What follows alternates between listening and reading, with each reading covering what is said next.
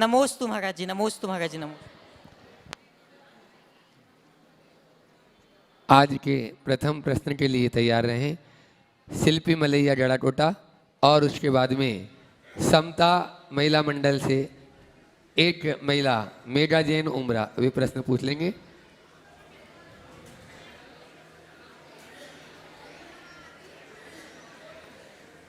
सीधे सीधे प्रश्न करना है ताकि सबका नंबर आ सके और ये थोड़ी सी बिछाई ठीक करके सीधे से बैठ जाएं सभी लोग। जल्दी करो। ओ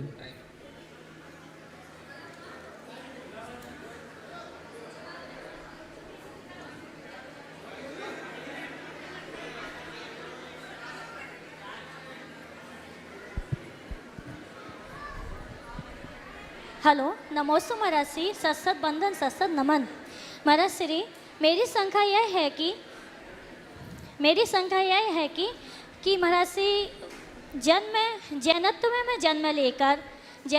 मैं जन्म लेकर पुरुष पर्याय को प्राप्त करने के बाद भी यदि पुरुष भगवान जी का अभिषेक नहीं करते हैं, उनको आहार विहार निहार में साथ नहीं देते हैं, परंतु सभी प्राणियों के प्रति दया के भाव रखते हैं और इसी के बराबर ही अभिषेक पूजन को समझते हैं, तो यह मेरी शंका है, आप समाधान कीजिए गुरुदेव। देखिए, दया का भाव रखना अच्छी बात है, लेकिन धार्मिक क्रियाओं का अपना महत्व है।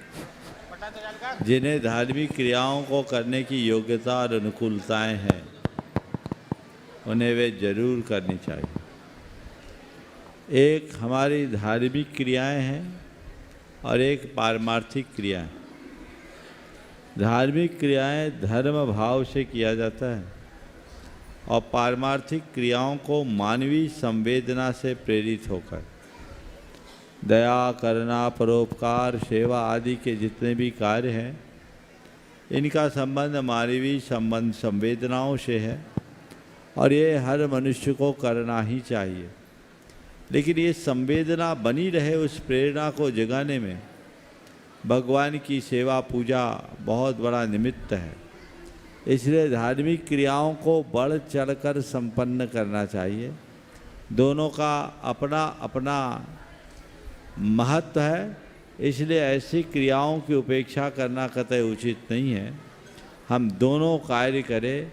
वे लोग अभागे हैं जो सब अनुकूलता होने के बाद भी ऐसे कार्यों के प्रति उत्साहित नहीं होते।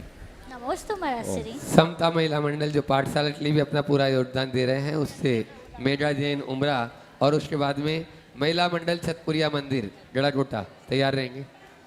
शुभाशीष का हाथ उठाकर जो देते हम सबको आधार, ऐसे गुणायतन प्रेरिता प्रमाण सागर जी को बंधन मेरा बारंबार। समता मंडल की तरफ से त्रिवार नमोस्तु। महाराज श्री, मेरी शंका है, विदेह क्षेत्र में केवल रिद्धिधारी मुनिराज ही जा सकते हैं, तो आचार्य कुंद स्वामी विदेह क्षेत्र गए थे एक रात के लिए, तो इधर रात और उधर दिन कैसे होता है विदेह क्षेत्र में? देखिए, विदेह क्षेत्र जैसे भारत और अमेरिका में अंतर है ना, तो विदेह क्षेत्र तो बहुत दूर है, तो वहाँ की व्यवस्था और यहाँ की व्यवस्था में अंतर है। रिद्धिधारी लोग जा सकते हैं, विद्याधर जा सकते हैं, और किसी देव आदि के सहयोग से भी ऐसा हो सकता है। आचार्य कुंद के संदर्भ में ऐसी किंवदंती है कि वो विदेह क्षेत्र गए थे और कोई देव उन्हें लेकर गया। नमोस्तु महाराज जी, नमोस्तु। अगला छतपुरिया महिला मंडल, उसके बाद में प्रवीण ममता सिंह गड़ाकोटा। महाराज श्री के चरणों में बारंबार नमोस्तु। महाराज जी, मेरी शंका ये है कि कौन से कर्म है जो न धत्ती न कांक्षित में हाँ बोलो, थोड़ा शांत रहेंगे। कौन से कर्म है जो न ओम, थोड़ा जय बोलो। शांतिनाथ भगवान की। हाँ, अब एकदम ऐसी शांति रखो, अब बोलो। कौन से कर्म हैं जो न धत्ती न कांक्षित में परिवर्तित हो जाते हैं, जो हो गए हैं उनके क्षय के उपाय के लिए आगे ना हो इसके लिए क्या करें? अणुव्रती और महाव्रती बनने के लिए निमित्त और उपादान में किसकी प्रधानता है? नमोस्तु। देखिए, निधत्ती और निकाचित कर्म के संदर्भ में लोगों में एक बड़ा भ्रम है। सब लोग ऐसा सोचते हैं कि निधत्ती और निकाचित कोई कर्म विशेष है, जबकि जैन कर्म सिद्धांत के अनुसार निधत्ती और निकाचित कर्म विशेष नहीं है। सब कर्मों में कुछ अंश ऐसे होते हैं जिनमें निधत्तीपना और निकाचितपना होता है। वो पुण्य कर्म में भी हो सकता है, पाप कर्म में भी हो सकता है। इससे पहले कि बात को आगे बढ़ाए, निधत्ती और निकाचित क्या है? जिस कर्म की शक्ति को घटाया बढ़ाया न जा सके उसको बोलते हैं निधत्ती, और जिस कर्मांश की शक्ति को घटाया भी न जा सके, बढ़ाया भी न जा सके, बदला भी न जा सके और असमय में भोगा भी न जा सके, उसको बोलते हैं निकाचित। तो प्रत्येक कर्म में ऐसे कुछ अंश होते हैं जिन्हें हमें बोल चाल की भाषा में कहूँ तो ये कह सकता हूँ कि भुगतना ही पड़ता है। क्या करना पड़ता है? अब चूंकि निधत्ती और निकाचित कर्म का स्वरूप ऐसा है, इसलिए लोक धारणा बन गई कि निधत्ती और निकाचित नाम का कोई कर्म है। प्रायः लोग कर्म के तीव्रोदय को निधत्ती निकाचित कर्म की संज्ञा दे देते हैं, जबकि ऐसा कर्म सिद्धांत में कहीं भी उल्लेख देखने को नहीं मिलता। लेकिन ये सब कर्मों में रहते हैं और वह शुक्ल ध्यान की विशुद्धि से ही नष्ट होता है। 9वें गुणस्थान में जाने के बाद ही कर्मों का निधत्तीपना और निकाचितपना नष्ट होता है। पर जो कार्य शुक्ल ध्यान की विशुद्धि से होता है, उसका एक अंश भगवान के दर्शन की विशुद्धि से भी नष्ट हो जाता है। भगवान के दर्शन की अपार महिमा है और उसी महिमा को रेखांकित करते हुए आचार्य वीरसेन महाराज लिखते हैं धवला में, जिन बिंब दंसनेन निधत्ती निकाजिदस्सवि मिच्छत्तादि कम्म कलावश्य खय दंसनादो। भगवान के बिंब के दर्शन से निधत्ती निकाचित स्वरूप मिथ्यात्वादि कर्म का क्षय देखा जाता, कर्म कलाप का, कर्म समूह का क्षय देखा जाता है, यानी कुछ अंश का नाश होता है। इसलिए हमारे पास जो सन्निमित्त है उनका आश्रय लेना चाहिए। देव दर्शन, देव पूजा के प्रति सतत उत्साहित होना चाहिए। आपने पूछा किस कारण से अनुव्रत या महाव्रत नहीं ले पा रहे? ये चारित्र मोहनी कर्म का तीव्रोदय, और कोई चाहता है कि हम अपने जीवन में अनुव्रत महाव्रत लें तो नित्य प्रति इसकी भावना भाए। मुझे मुनि बनना है, मुझे आरिका बनना है, मुझे व्रती बनना है, ये भावना भाव। आपकी आत्मा में ऐसी योग्यता आएगी, अंदर के कर्म क्षीण होंगे, और जब तक नहीं बन पा रहे हैं तो जो व्रती महाव्रती हैं उनकी सेवा करो, कर्म नष्ट होंगे, भविष्य उज्ज्वल हो। प्रवीण ममता सिंह, उसके बाद में तैयार रहेंगे चनौवा महिला मंडल। पहले से माइक पहुंचा दे, माइक में अगला माइक पहुंचाओ। चनौवा महिला मंडल अपने स्थान पर खड़े हो जाएंगे। पहुंचाओ पहले से। मुनि संघ के पावन चरणों में सत बंदन, सत बंदन। बैठ जाए अभी। हाँ बोलिए। सत नमन। हे मुनिश्री, कहा जाता है कि परिवार वह मंदिर होता है जहाँ प्रेम, और सम्मान निवास करते हैं एवं उस पेड़ की तरह होता है जो तेज धूप में भी शीतल छाया प्रदान करता है, परंतु गुरुवर परिवार की एकता का आधार है सहनशीलता, सहनशीलता, सहनशीलता एवं वात्सल्य। तो हम सब में भी सहनशीलता एवं वात्सल्य के गुण कैसे आवें, कृपया मोटिवेट कीजिए। परिवार की एकता का आधार है सहनशीलता और उदारता, वात्सल्य। बाहर की आवाज़, मेरी आवाज़ आप लोगों तक पहुंच रही? हमें इसे भी सहना चाहिए। आपने बहुत अच्छा सवाल किया कि सहनशीलता, उदारता या वात्सल्य जैसे गुण हमारे जीवन में कैसे विकसित हो। चलने दो, मत बोलो उनको। हमारे जीवन में कैसे हो। अपने अंतरंग में सहनशीलता बढ़ाना है तो पहले तो एक आत्म सुझाव अपने मन को निरंतर दो कि मुझे सहन करना है, मुझे सहन करना है, मुझे सहन करना है, मुझे सहनशील बनना है, मुझे सहना है। ये आत्म सुझाव यदि मन में निरंतर दिया जाए तो हमारी सहनशीलता बढ़ सकती है। दूसरी बात, अपने अंतरंग में यदि सहनशीलता को बढ़ाना चाहते हैं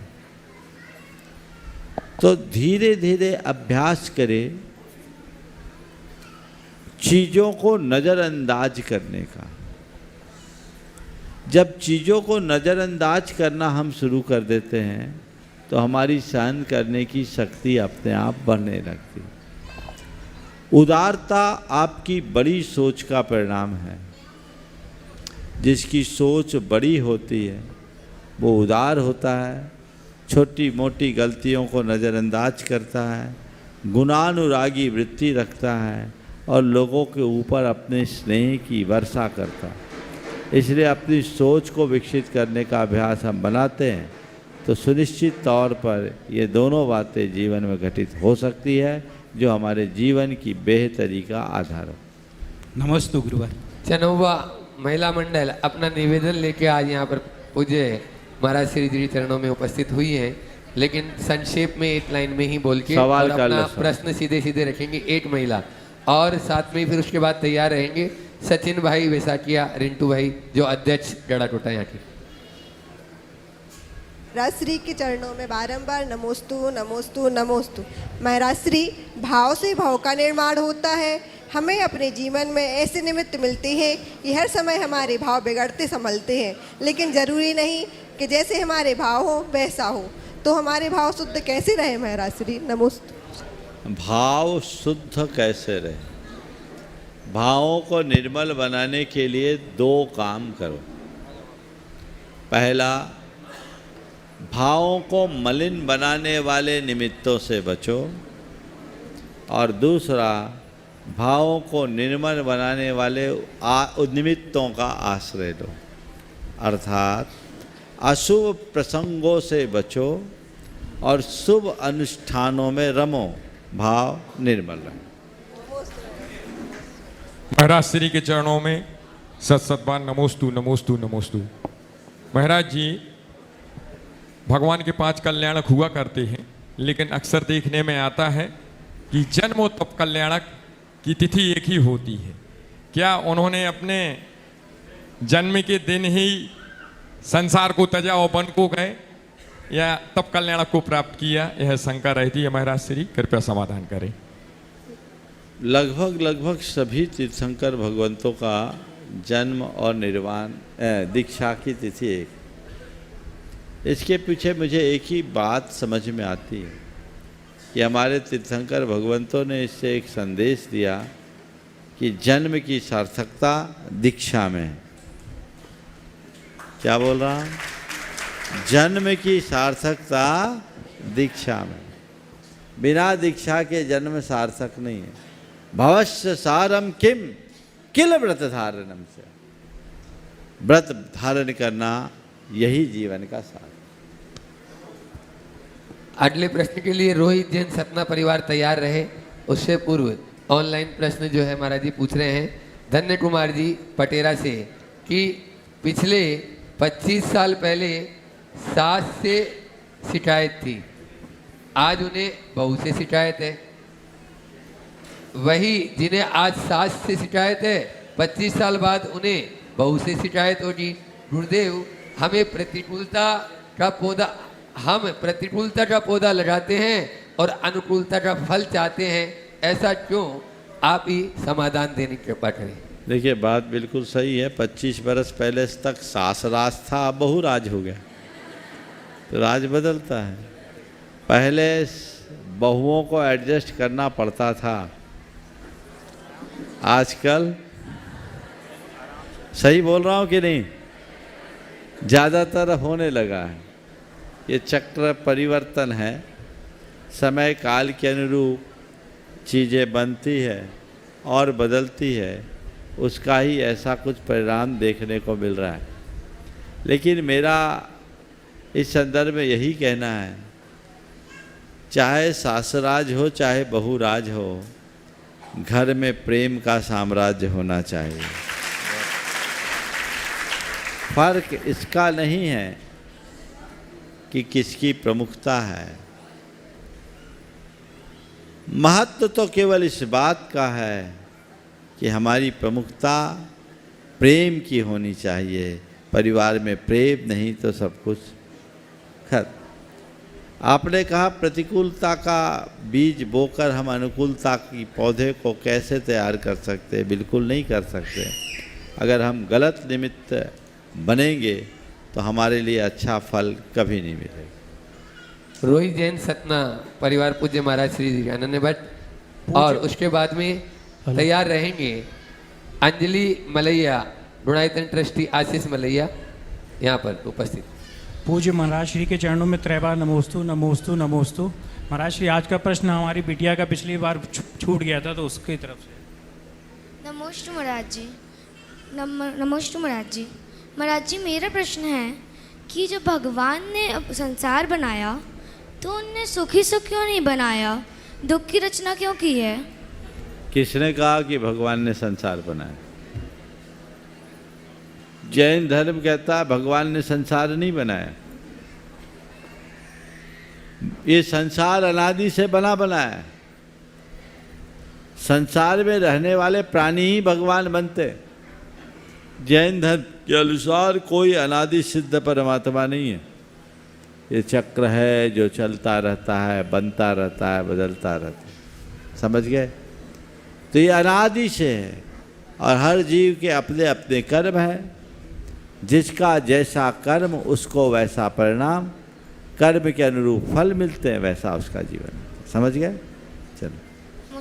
ओ आशीष अंजलि मलैया गुणायतन ट्रस्टी भी है और आज पूज्य महाराज श्री जी नवदावती पूर्वट पढ़ रहे हैं, कर आहार दान देने का सौभाग्य भी इन्होंने प्राप्त किया।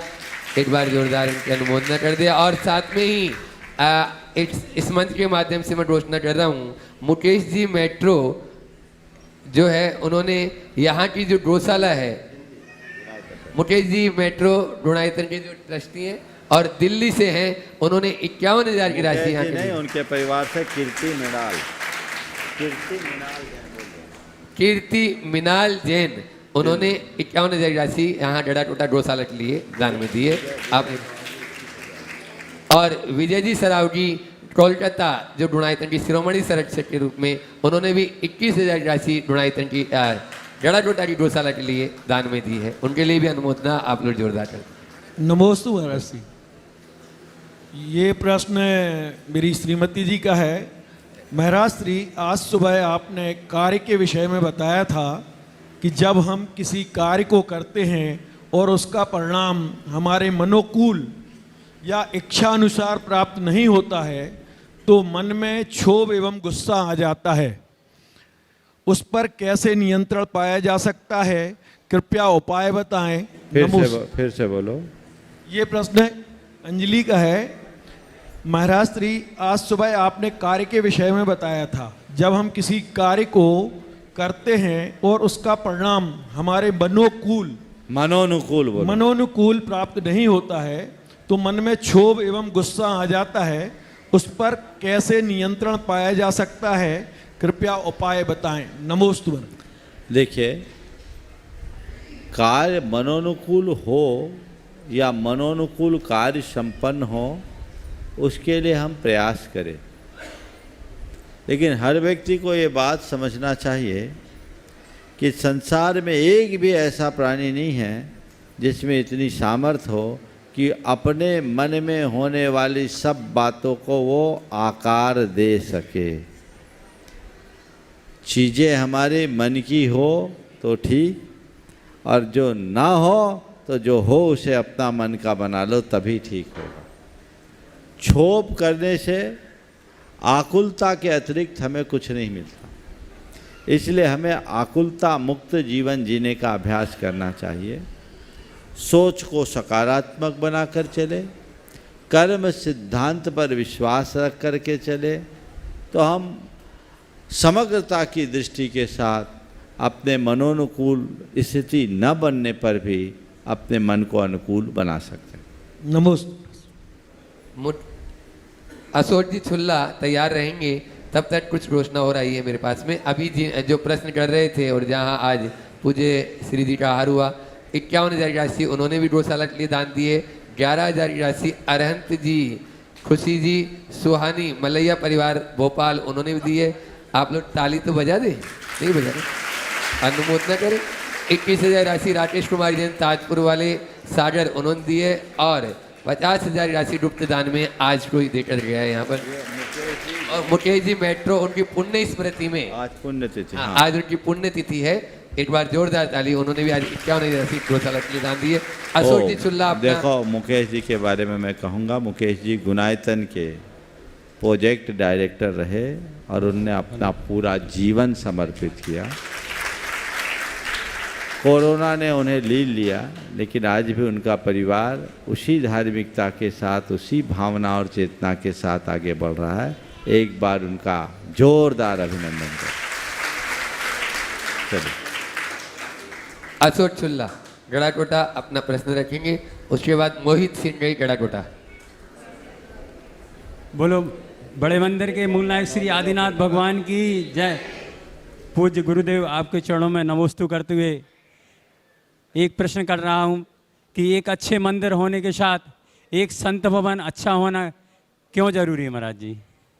अरे भैया, अच्छे संतों को अच्छे से रखना चाहते हो कि नहीं रखना चाहते?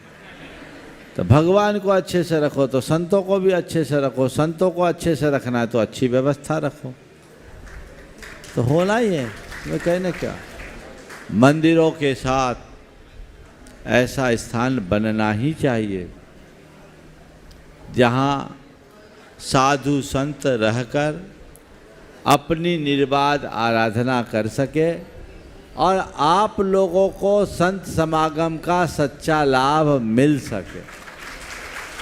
ऐसी जगह जहाँ प्राकृतिक हवा और प्रकाश हो और उनको अपनी चर्या के अनुकूल सुविधाएं हों, ये समाज की ज़रूरतें हैं।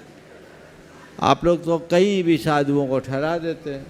साधुओं को ऐसे कोई सुविधा चाहिए नहीं जो सुविधा तुम्हें चाहिए, लेकिन जितना चाहिए उतनी व्यवस्था करना भी समाज की जिम्मेदारी है। इसको आवास दान, बसती का दान कहते हैं, समझ गए? 4 दान में जैसे आप आहार दान के लिए उत्साहित होते हो, वैसे ही आवास दान के लिए भी उत्साहित होना चाहिए, तो आपका कार्य संपन्न होगा। देखिए, बारिश हो रही है, एक बार सब लोग अपने स्थान पर खड़े हो जाएं। पूज्य गुरुदेव के चरणों में बारंबार नमोस्तु। गुरुदेव, हम सब युवा हैं, हम सभी का जैन धर्म में बेहद रुचि है, तो गुरुदेव हम सब काम के जैन कैसे बने और अपने इस जैन धर्म में मिले जन्म को सार्थक कर सकें? बहुत बहुत अच्छा सवाल यहाँ उपस्थित किया है। पूछा है हम सब युवा नाम के जैन से काम के जैन कैसे बने और अपने जैन होने को कैसे सार्थक बनाएं। देखिए, नाम के जैन से काम का जैन बनने के लिए 4 बातें ध्यान में रखो। सबसे पहली बात है निष्ठा। कुछ कर पाओ या न कर पाओ, तुम्हारी निष्ठा जैन धर्म के प्रति होनी चाहिए। तुम्हारे मन में भाव होना चाहिए कि मैं इस धरती के उन सौभाग्यशाली लोगों में हूँ जिन्हें ऐसे कुल में जन्म लेने का अवसर मिला है जहाँ पीढ़ियों से अहिंसा की परिपाटी है। निष्ठा, हम ऐसे कुल में जन्मे हैं जहाँ सीधे आत्मा के कल्याण का पथ प्रशस्त होता है। हम ऐसे धर्म के अनुयायी हैं जहाँ किसी प्रकार के आडंबर और अंधविश्वास को स्थान नहीं है। हम ऐसी संस्कृति में पले हैं जहाँ केवल जीवन के रूपांतरण का पाठ पढ़ाया जाता है। ये निष्ठा गहरी होनी चाहिए। अगर निष्ठा हो तो फिर तुम नाम के साथ काम के अपने आप बनोगे। दूसरी बात है मर्यादा। मेरी जो मर्यादा है मुझे उसके भीतर रहना है, उसका उल्लंघन कतई नहीं करना। जो मुझे करना है वो करूं, पर कदाचित न कर पाऊं तो जो नहीं करना उससे तो बचूं। ये मर्यादा। जिन बातों का निषेध है, जो वर्जनाएं हैं, उन्हें मुझे सपने में भी नहीं करना। इस मर्यादा का हमेशा ध्यान रखना चाहिए। ये दृढ़ता के साथ निभाओ। तीसरी बात, प्रेरणा। ये प्रेरणा मन में बनी रहे, उसके लिए हमेशा सद्गुरुओं का समागम पाओ, उनसे प्रेरणा लो, उनके वचनों को अपने जीवन का बोध वाक्य बनाओ। अगर गुरुओं के संसर्ग सानिध्य में रहते हुए उनसे प्रेरणा पाओगे तो जीवन में अपने आप परिवर्तन घटित होगा और आगे बढ़ सकोगे। तो निष्ठा, मर्यादा, प्रेरणा और चौथा है संकल्प।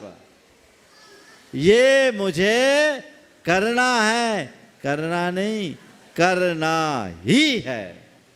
समझ गए?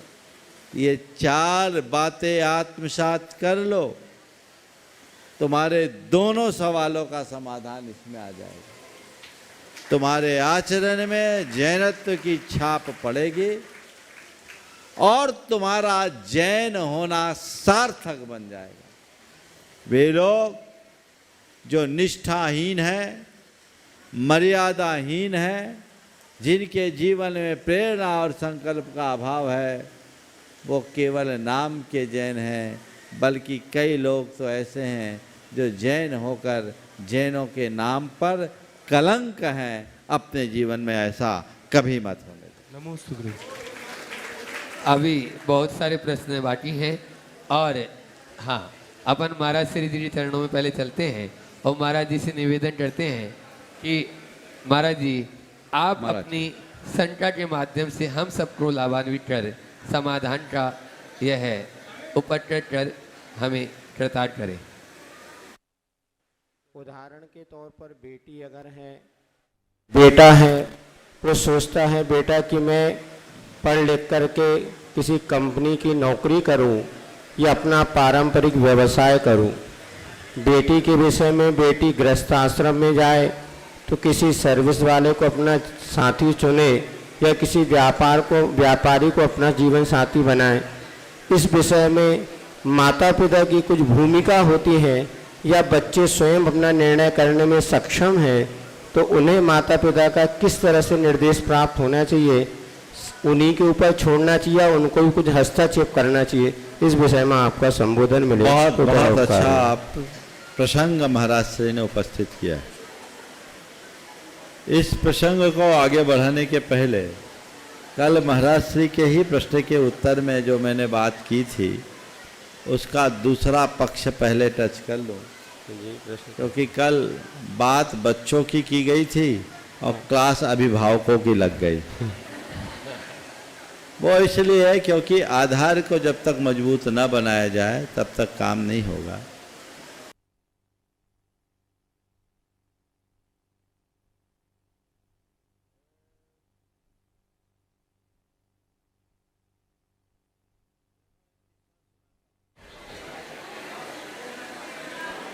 एक बार एक आदमी भयानक जंगल में भटक गया। बड़ी तेज बारिश होने लगी, कहीं कोई ठिकाना नहीं मिला। इधर आ सकते हैं। एक झोपड़ी दिखी, उसने झोपड़ी को खटखटाया। छोटी सी झोपड़ी थी, एक खाट पर दो वृद्ध दंपति लेटे हुए थे। उनने उसका स्वागत किया, बोले आओ अंदर आ जाओ। बोले कैसे आएंगे, जगह बहुत कम है। बोले कोई बात नहीं, हम दो हैं, जिस जगह पे दो लेट सकते वहां तीन बैठ भी सकते। तीन बैठ गए। थोड़ी देर बाद एक और आया, उन्हें उसका भी स्वागत किया। बोला आप कैसे बैठाओगे, जगह बहुत कंजर्वेशन है, जैसे तुम्हें जगह मिली वैसे उसको भी जगह मिल जाए। थोड़ी देर बीती, अचानक एक जोर का भुरका सा हुआ। बोला आप किसके लिए दरवाजा खोल रहे, अब तो चार से ज्यादा गुंजाइश ही नहीं है। बोले चिंता मत करो, देखते हैं। देखा तो सामने एक गधा था। बोले ये क्या कर रहे हो। बोले सुनो भाई, ये अमीर का महल नहीं, गरीब की झोपड़ी है, यहाँ गधों से भी आदमी जैसा व्यवहार करते हैं। गधा भीतर आएगा भले हम बाहर हो जाएं, समझ गए। तो अभी हमें बाहर वालों को भीतर जगह देना चाहिए। यहाँ गधे नहीं इंसान है, और आप लोग भी इंसान हैं। जल्दी से आइए, जगह बनाइए, जल्दी जल्दी।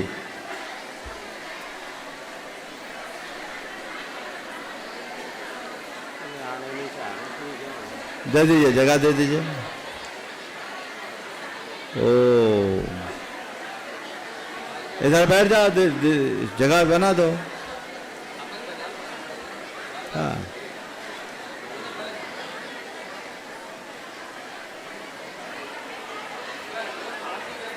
ओ बैठ जाओ।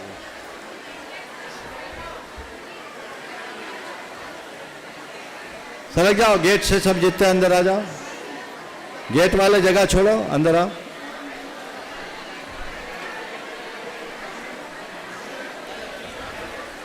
ओ चलो चलो, अब चुपचाप बोलो नहीं। ओ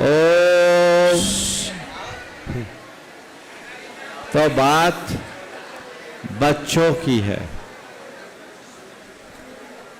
अभी महाराज श्री ने कहा कि बच्चे अपना स्वयं निर्णय लेने में सक्षम अपने आप को महसूस करते हैं। बच्चे निर्णय ले, लेकिन बच्चों को चार बातों का सदैव ध्यान रखना चाहिए। पहला, माता पिता के अनुभवों से सीख लेना चाहिए। उन्हें इस बात को सदैव याद रखना चाहिए कि भले हमारे पास कितनी भी प्रखर बुद्धि क्यों ना हो, भले हमें आज कितना भी प्रगाढ़ ज्ञान क्यों ना हो, बुद्धि और ज्ञान से ऊंचा स्थान अनुभव का होता है। आज हमारे माता पिता का जो अनुभव है, यदि हम उसका लाभ ले तो वो हमारे जीवन में बड़ा काम आ सकता है। इसलिए यदि माँ बाप कोई हिदायत देते हैं तो बच्चों को ये मान कर चलना चाहिए कि ये उनके अनुभव का फल है, हमें इसका पालन करना है। दूसरी बात है श्रद्धा, जबकि इसको पहले ही नंबर पर रखना चाहिए। श्रद्धा, अपने माता पिता या अभिभावकों के प्रति श्रद्धा रखो। कैसी श्रद्धा? कि इस धरती पर हमारा यदि कोई सबसे बड़ा शुभचिंतक है तो मेरे माता पिता हैं, इसके अलावा और कोई नहीं। क्योंकि उन्होंने हमें जन्म दिया है, जीवन दिया है, संस्कार दिया है। हमारे शरीर के का एक एक बूंद खून उनकी कृपा का प्रसाद है।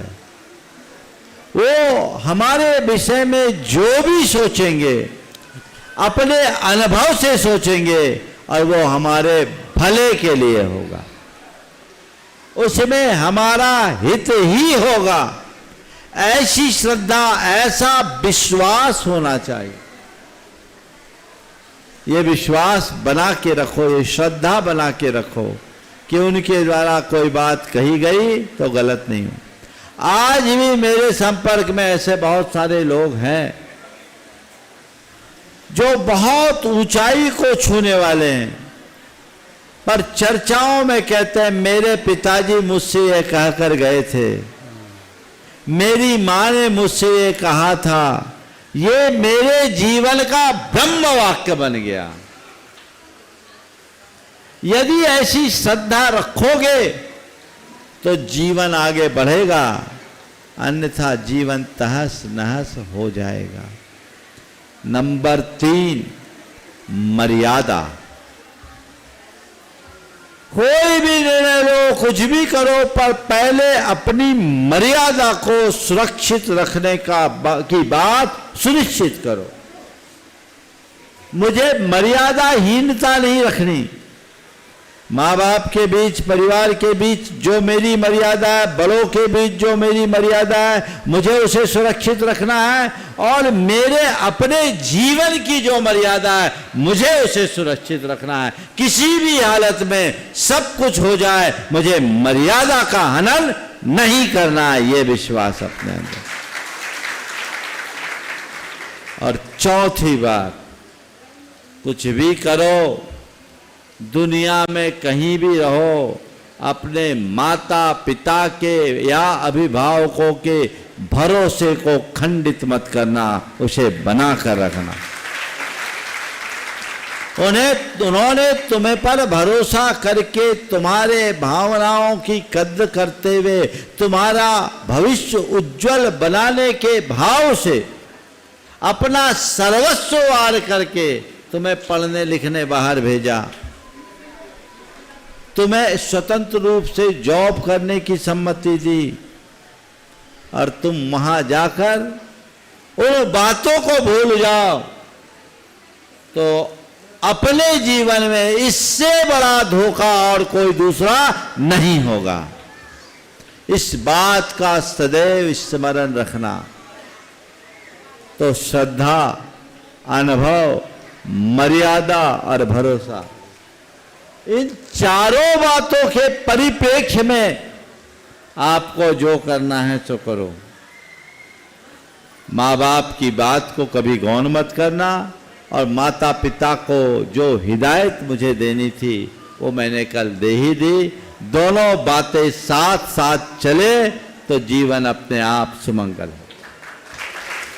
ब्रह्मचारिणी सुनीता दीदी भाषा तैयार रहेंगी अगले प्रश्न के लिए। उससे पहले महाराज जी, नवीन जैन सिलचर से आपके चरणों में नमोस्तु करते हुए पूछ रहे हैं, गुरुदेव कुछ जानवर अपनी मालिक की मार खाकर भी अपनी वफादारी नहीं भुलाते। इंसान इंसान का प्यार पाकर वफादारी क्यों भूल जाते हैं? मार्गदर्शन देने की। इसलिए कि जानवर जानवर है, वो इंसान नहीं है, लेकिन इंसान अब इंसान नहीं रहा, जानवर बन रहा है। मैं बात को दोहरा रहा हूं। जानवर मार खाकर भी अपनी वफादारी नहीं छोड़ते, और इंसान प्यार के बाद भी गद्दारी दिखाता है। तो इसका उत्तर मुझे यही समझ में आता है कि जानवर जानवर है, वो इंसान नहीं, इसलिए वो अपनी मर्यादा से बाहर नहीं आता। पर इंसान अब इंसान नहीं रहा, वो जानवर बन रहा है, इसलिए उसकी संवेदनाएं समाप्त हो रही। ब्रह्मचारी सुनीता दीदी बांसा के बाद तैयार है केसर भाई गड़ाकोटा। ये एक सवाल इधर, इसके बाद गुरुवर के चरणों में नमोस्तु नमोस्तु, दोनों मुनिराजों के चरणों में नमोस्तु, सभी छुल्लक जी के चरणों में इच्छामी। हे गुरुवर, व्यक्ति नहीं व्यक्तित्व आदरणीय होता है, एवं जो भाग्यशाली है वह उदार होता है, और उदारता से ही मानव भाग्यशाली बनता है। तो हे गुरुवर, हमारे जीवन में भी उदारता का गुण कैसे आवे, कृपया करके हमें इसके लिए मोटिवेट की। बहुत सुंदर। जीवन में उदारता का गुण कैसे आए? 4 बातें अपने औदार्य को बढ़ाने के लिए आप सबको मैं देना चाहूँगा। उदारता का गुण लाना चाहते हो तो सबसे पहले बड़ा सोचना सीखिए, सकारात्मक सोचिए। कोई भी बात को नकारात्मक दृष्टि से मत देखिए, छोटी दृष्टि से मत देखिए, बड़ी दृष्टि से देखिए। जितना बड़ा सोच सकते हैं, जितनी बड़ी दृष्टि से आप देख सकते हैं, उतना आप देखना शुरू कीजिए। आपके हृदय में उदारता अपने आप विकसित होगी। दूसरी बात, औरों के गुणों की तरफ दृष्टि रखिए, गुणग्राही बनिए, दोषों की अनदेखी करने की कला सीखिए। आपके हृदय में उदारता आना शुरू होगी। तीसरी बात, छोटा छोटा त्याग करने का भाव अपना जगाना शुरू कीजिए। औरों के हित में अपने हितों को त्यागने का अभ्यास बढ़ाइए। आपके अंतरंग में उदारता विकसित होगी। और चौथी बात, उदार पुरुषों के जीवन चरित्र को पढ़िए, उनके संसर्ग में रहना शुरू कीजिए। आपके हृदय में उदारता विकसित होने लगी। सुनील भाई गड़ाकोटा, उसके बाद केसर भाई जी गड़ाकोटा। नमोस्तु महाराज जी, नमोस्तु महाराज जी। हमारा क्वेश्चन है कि आजकल जैन समाज गांव देहातों से पलायन कर रही है, और वहाँ पर जो मंदिर है, प्रतिमाएं जी हैं, वो पुराने हिसाब से छोटी हुई है, और वो लोग यहाँ आन के बहुत बड़े बड़े मंदिरों बड़ी बड़ी प्रतिमाएं विराजमान कर रहे हैं। तो फिर जो वहाँ गांव पे जो मंदिर है और जो प्रतिमाएं जी हैं, उनको छोड़ के आए तो क्या उनको उसको पाप लगेगा, या उनको उसको कुछ करवाना? भगवान को भगवान भरोसे छोड़ोगे तो भगवान भी तुम्हें भगवान ही भरोसे छोड़ देंगे। जैसा करोगे तो भरोगे। भाई, व्यवस्था के अनुसार भले आज छोटे छोटे गांवों से कस्बों, शहरों और महानगरों की ओर बढ़ रहे, लेकिन इसके बाद भी अपने धर्मायतनों को सुरक्षित करना, भगवान की सेवा पूजा निर्बाध बनी रहे, ये बात सुनिश्चित करना आपकी जिम्मेदारी है। उसके लिए क्या करें? एक बहुत अच्छा आदर्श सागर जिला में मैं जब लोहारी गया था, वहाँ अनूप जैन है जो IRS अधिकारी है, वरिष्ठ अधिकारी, उन्होंने ग्राम पूजन पुण्य दल गठित किया। लगभग 150 से ज़्यादा युवक सागर के उससे जुड़े हैं, और वे लोग सागर शहर के आसपास के मंदिरों में जाकर, आज भी एक व्यक्ति आया हुआ था मुझे ग्राम पूजन पुण्य दल का, नन्नी देवरी का है कि चला गया, हाँ। तो वो लोग मंदिरों में जाते हैं, पूजा पाठ करते हैं, वहाँ का रख रखाव करते हैं और बड़ा अच्छा करते हैं। मुझे वो लोहारी लेकर गए जहाँ 3-4 घर है और हजारों लोगों की उपस्थिति में उनने वहाँ सभा कराई। तो मेरा ये कहना है, तुम दुनिया में कहीं रहो, जल से जुड़े रहो। अपने मंदिरों को सुरक्षित करो।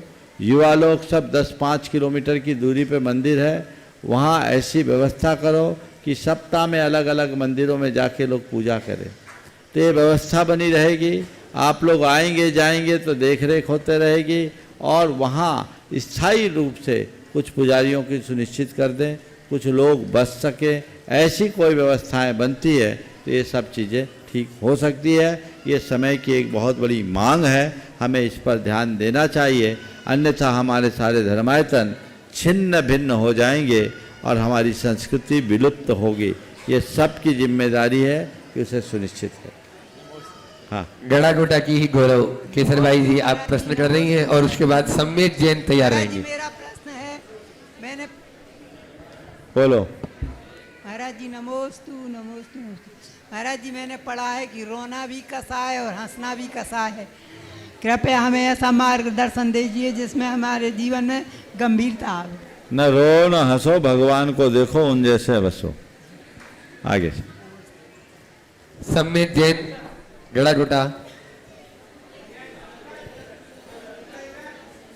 सम्मेत की सम्यक? सम्मेत। सम्मेक। हाँ, इसका नाम है सम्मेत जैन। सम्मेक जैन महाराज। गड़ागोटा उदयपुर।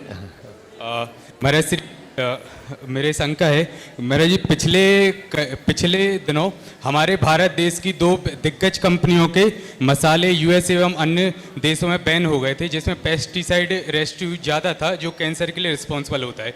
तो महाराज जी मेरी शंका यह है कि हमें ऑर्गेनिक फूड एवं हेल्दी फूड के लिए मार्गदर्शित करें। नमोस्तु महाराज श्री। देखिए, मैं तो आप लोगों को कहता हूँ, खान पान में शुद्धि का पूर्ण ध्यान रखना चाहिए। आजकल आप जो अनाज, फल, सब्जी, मसालों का उपभोग कर रहे हैं, सब में पेस्टिसाइड और रासायनिक खादों के अंधाधुंध प्रयोग के कारण जहर भरा, और उसका असर माँ के दूध पर भी आ रहा है। अभी जो कुछ विदेशी कुछ कंपनियों को कुछ देशों में प्रतिबंधित किया गया कैंसर के लिए जो रिस्पॉन्सिबल, क्योंकि कैंसर का मूल कारण यह है। इसलिए कोशिश करना चाहिए ऑर्गेनिक खान पान करने का। आप लोगों को खुद भी, यहाँ तो आप लोग किसानी से जुड़े हैं, ऐसा प्रयास कीजिए कि कीटनाशकों का प्रयोग ना हो, हिंसा से भी बचे और आप अपने जीवन को भी सुरक्षित रख सके। साधुओं को भी आप आहार देते हैं तो आपको शुद्ध भोजन देना चाहिए। आप मन शुद्धि, वचन शुद्धि, काय शुद्धि, आहार जल शुद्ध बोल रहे और जहर खिला रहे, जहर खा रहे हैं, जहर खिला रहे हैं, सब विषाक्त है। इसलिए इन सब चीज़ों से बचना चाहिए। आजकल तो हम लोग खेतों में देखते, बीज बोने के पहले ही जहर डाल देते, बीच में छिड़काव होता ही होता है। हर 10-15 दिन में एक बार उनको छिड़काव करना पड़ता है, और इससे कीड़ों का तो रेजिस्टेंस बढ़ रहा है, और कड़क कड़क दवाइयाँ डालते हैं, और उसका दुष्प्रभाव उस फसल पर पड़ता है जो हम सब के लिए घातक है। आए दिन कैंसर की खबर मिलती है, कब किसको किस उम्र में हो जाए पता नहीं। जिसका खान पान संयत है उसको भी कैंसर। उसकी मूल वजह आज का अन्न, आज के फल, आज की सब्जियां तो प्रायः हर शहर के किनारों में रहने वाले जो गंदे नाले होते हैं उनमें होते हैं, और उसमें पेस्टिसाइड का अंधाधुंध प्रयोग होता है। तो आप लोग ऑर्गेनिक लीजिए, ऑर्गेनिक का ही प्रयोग कीजिए, और जो भी अन्न फल सब्जियां हैं इनको खूब अच्छे तरीके से धोकर साफ करके ही उपयोग कीजिए। आपको कोई भी सब्जी और फल है, लाइए, एक कठौते में डालिए, उसमें पानी डालिए, चुटकी भर पोटाश डालिए, पोटेशियम सल्फेट होता है, एक चुटकी, पानी लाल हो जाएगा, 15 मिनट तक उसमें रखिए, और उसके बाद उसे साफ पानी से धोकर साफ कीजिए। फिर आप उसे सुरक्षित रखिए, समय पर वापरिए। इससे भी आप बहुत सारी बीमारियों से बच सकेंगे। ये जागरूकता सब में होनी चाहिए। और अपने अपने घरों में अपना किचन गार्डन लगाइए। अगर आप अपना स्वास्थ्य ठीक रखना चाहते हैं, घरों में किचन गार्डन, ये संदेश सब जगह जाने दो भाई, घरों में किचन गार्डन। अब ऐसा प्रयोग हुआ 400 स्क्वायर फुट की जगह में आप अपने घर के लिए आवश्यक सब्जियां उगा सकते हैं। थोड़ी सी मेहनत करनी पड़ेगी, 15-20 मिनट की रोज़, और आपको समय समय पर बदलना पड़ेगा। आपके लिए रोज़ ताज़ी चीज़ें तोड़ लो और कर लो। आप सब्जी लेने जाते हो तो आपको आधा घंटा लग जाता होगा, लेकिन ये आधा घंटा आप मेहनत करेंगे तो स्वस्थ भी रहेंगे और बीमारियों से भी बचेंगे। तो ये प्रयोग कीजिए, आप शुद्ध खाइए, परिवार को स्वस्थ रखिए और फिर आप शुद्ध खाएंगे तभी तो शुद्ध दे पाएंगे। तो ये व्यवस्थाएं सभी को सुनिश्चित करना चाहिए। मैं पूरे देश के लोगों को संदेश देना चाहता हूँ। मेरे संपर्क में ऐसे बहुत सारे लोग हैं जो अपने घरों के छतों का प्रयोग इन कार्यों में करने लगे हैं। आप लोग भी कीजिए, और जिनके पास अपनी खेती है वे अपनी ज़मीन का ऑर्गेनिक कार्य के लिए उपयोग कीजिए।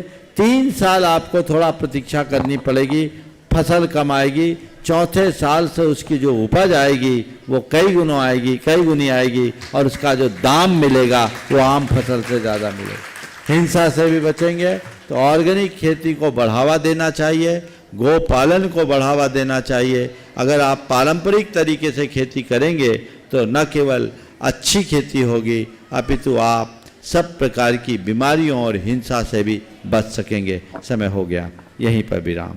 बोलिए परम पूज्य आचार्य गुरुवर श्री विद्यासागर।